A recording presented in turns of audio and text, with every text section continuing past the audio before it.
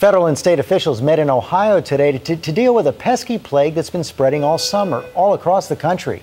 Bed bugs are back and forcing government officials and homeowners to spend hundreds of thousands of dollars to kill the pests. Here's Lindsay Davis. Overnight, bed bugs have become so much of a concern, several states are calling on the big guns for help. At least 5 states are pleading for money to get rid of these pesky bloodsuckers. Representatives and experts from a long list of government agencies, including the Department of Defense, met in Columbus, Ohio today to talk bed bugs.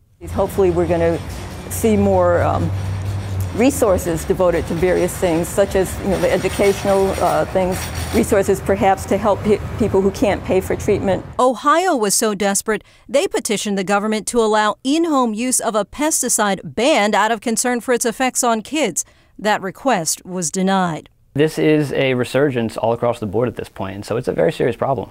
In Lexington, Kentucky, bed bugs forced people out of their apartments. In Fort Worth, Texas, the city housing authority spent $500,000 to rid this apartment building of the pests. It didn't work. In Seattle, bed bug calls to exterminators have spiked.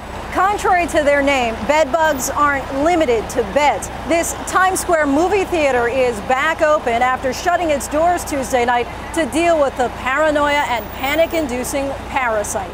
Bed bugs tend to be nocturnal. They like to hide in cracks and crevices, often in and around mattresses. They're visible to the eye. They bite humans, and it's painful. The retro pests were eradicated from the U.S. around the end of World War II, but in the last decade, they've been making a comeback. It has to do with the pesticides we use today not being as effective as they once were, say, in the 50s, 60s, and 70s. The immunity makes them more difficult to treat.